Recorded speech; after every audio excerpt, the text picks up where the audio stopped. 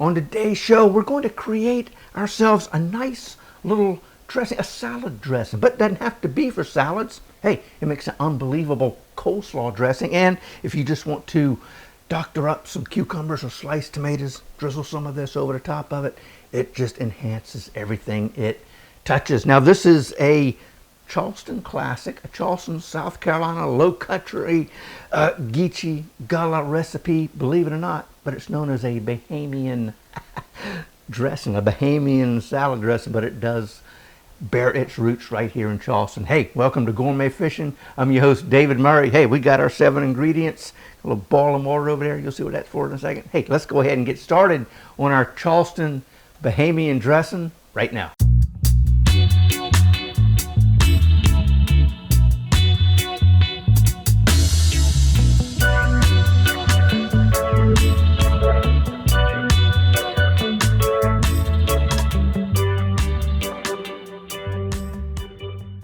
Let's get started on our Charleston Bahamian dressing. We've got our ingredients. We've got 7 ingredients. Again, very simple. We got a little bit of salt. That's about a half a teaspoon of salt. We got a tablespoon of white sugar. We got some mustard. We got Dijon mustard.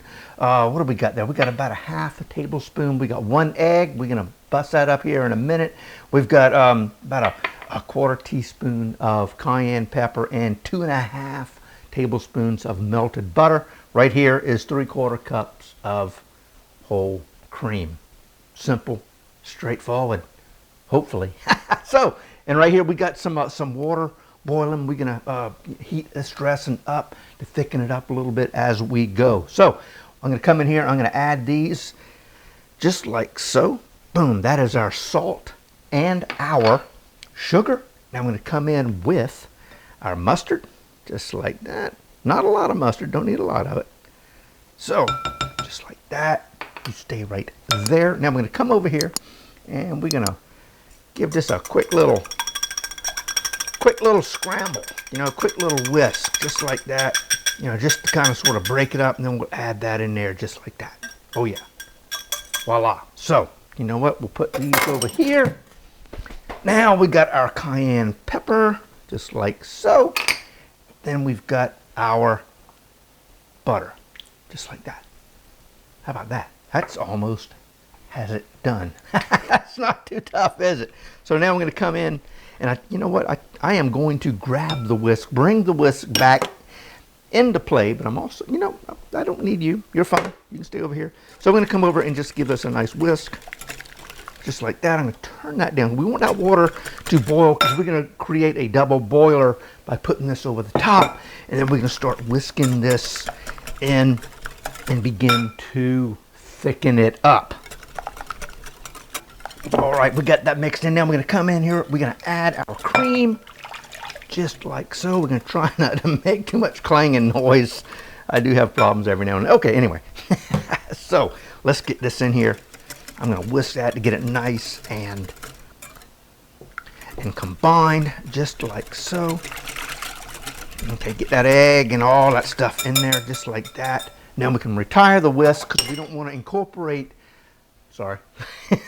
any more air into this as we need. So now we've got our double boiler going, and now we're just going to begin to slowly bring this up to temperature and get that egg and everything in here nice and warm, which is going to thicken our dressing up. Oh man, yes sir, we're starting to heat up, and we're soon going to begin thickening. Guess what I forgot to do? I forgot to add a little bit of lime juice. I'm going to add about a half a teaspoon of fresh squeezed lime juice, just like that. I would have wanted to do it earlier before I put it on here, but hey, you know what? Sometimes the older you get, thing doesn't work as well as it used to. But here we go. We're going to continually kind of stir this as it cooks and thickens, and now we're really going to add a little pop to that with adding that lime juice. Oh yeah, check that out. Whoa, that's warm.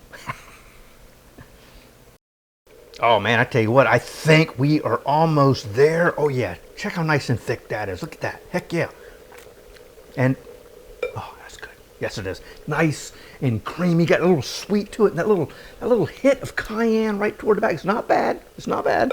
And boy, I tell you what, that darn that little bit of lime juice that I forgot to put in there up ahead of time really adds a lot. I'm going to turn that off. I tell you what, I'm going to move this over here. I'm not quite sure what that was that jumped at us.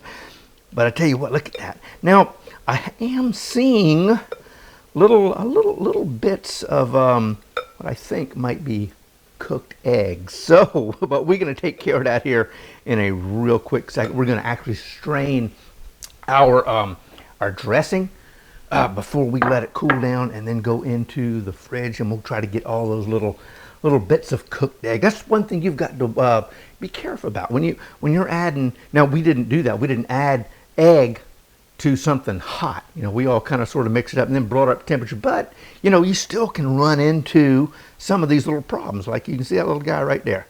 So we're gonna yes, we're gonna take care of him and all his little buddies here in a second. But getting back to my little thought, if you are adding eggs to something warm, you want to do what's called tempering. So you'll take some of your warmer liquid, just a little bit, and as you're mixing that egg, you add that warm liquid to it and slowly bring that up the temperature. Then you can add it into your main dish, and you know, hopefully, you know, you won't have any scrambled eggs. So anyway, that's not what we did, but I just wanted to let you know what tempering is and how to try, you know, alleviate some of the scrambled egg technique. So I tell you what, let's see.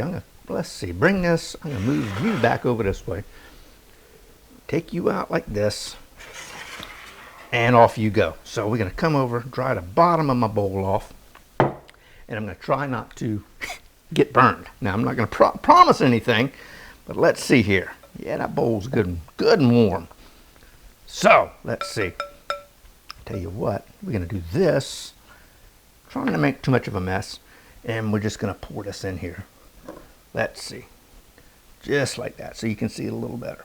But yeah, there are definitely a couple of little pieces of cooked egg, but not for long. So, I tell you what, this thing is not working with me, so we'll do this. Here we are. Okay, voila, just like that. And that thing is hot. Okay, you know what? That's going to be perfect for me. So, there we go. As you can see, we had a few little pieces of the egg in there. So we're just going to kind of give that a squeeze, get him out of there. And how about that, man? How about that? There, right there, is our just finished Charleston Bahamian dressing. I tell you what, had a little bit of prep time, so we came over here. Check this out. We got ourselves a little bit of mixed greens right there. Here's a little bit of our dressing here, our Charleston Bahamian dressing.